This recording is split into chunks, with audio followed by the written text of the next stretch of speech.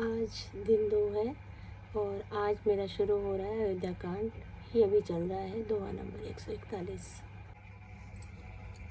दो राम लखन सीता सहित सोहत पर ननिकेत जिमि बासव बस अमरपुर सची जयंत समेत। लक्ष्मण जी और सीता जी सही श्री रामचंद्र जी पर्ण कुटी में ऐसे सुशोभित हैं जैसे अमरावती में इंद्र अपनी पत्नी सची और पुत्र जयंत सहित बसता है। जोग वहीं प्रभु सिय लख नहीं कैसे, पलक विलोचन गोलक जैसे। सेवक लखनु सिय रघुबीरहि, जिमि अविवेकी पुरुष शरीरहि। प्रभु श्री रामचंद्र जी सीता जी और लक्ष्मण जी कैसे संभाल रखते हैं, जैसे पलकों नेत्रों के गोलों को इसी इधर लक्ष्मण जी श्री सीता जी और रामचंद्र जी अथवा लक्ष्मण जी और श्री सीता जी और रामचंद्र जी ऐसी सेवा करते हैं जैसे अज्ञानी मनुष्य शरीर की करते हैं।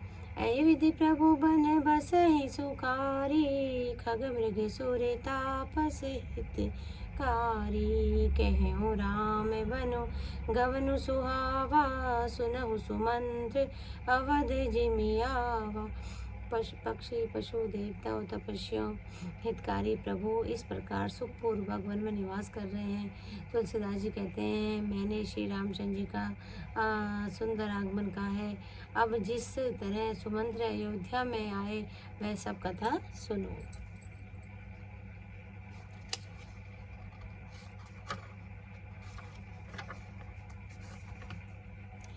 फिरे निषादु प्रभु पहुँचाई, सचिव सहित रथ देख सियाई। मंत्री विकल विलोक निषादु, कहीं न जाय जस भयउ विषादु। प्रभु श्री रामचंद्र जी की को पहुंचाकर जब निषाद राज लौटा तब आकर उसने रथ को मंत्री सुमंत्र सही देखा। मंत्री को व्याकुल देखकर निषाद वैसा ही दुखी हुआ, वह कहा नहीं जा सकता। राम राम सिय लखन पुकारी, परे उधर नितले व्याकुल भारी। देखी देखी ने दिसी हयहि नाई, जनु बिनु पंख विहग अकुलाई। निषाद राज अकेले आया देखकर सुमंत्र जी हा राम सीते हा लक्ष्मण पुकारते व्याकुल होकर धरती पर गिर पड़े। रथ के घोड़े दक्षिण दिशा की ओर जिधर श्री रामचंद्र जी गए थे देख देख कर ही नहाते मानो नहीं तीन चरही न पियर जलो, मोज ही लोचन बारी। व्याकुल भय निषाद सब रघुपुर बाज निहारी। न तो घास चरते हैं न पानी पीते हैं, केवल आंखों से जल बहा रहे हैं। श्री रामचंद्र जी के घोड़ों की इस दिशा को देखकर सब निषाद व्याकुल हो गए। धरि धीरजु तब कहे निषादु, अब सुमंत परिहरहुनि विषादो। तुम पंडित परिमारथ ज्ञाता, धरऊं धीर लखि विमुख विधाता। तब धीरज धरकर निषाद राज कहने लगे, हे सुमंत्र जी, अब विषाद को छोड़िए। आप पंडित हैं और परमार्थ के जानने वाले हैं। विधाता को प्रतिकूल जानकर धैर्य धारण कीजिए। विविध कथा कही कही मृदुबानी, रथ बैठा रेउ बर बसयानी। शोक सितिल रथु सकई नहा की, रघुबर बिरह पीर उर बाकी। कोमल वाणी से भांति भांति की कथाएं कहकर निषाद ने जबरदस्ती लाकर सुमंत्र जी को रथ पर बिठाया, परंतु शोक के मारे वे इतने शिथिल हो गए कि रथ हाँका नहीं जा सकता। उनके हृदय में श्री रामचंद्र जी के विरह की बड़ी तीव्र वेदना है।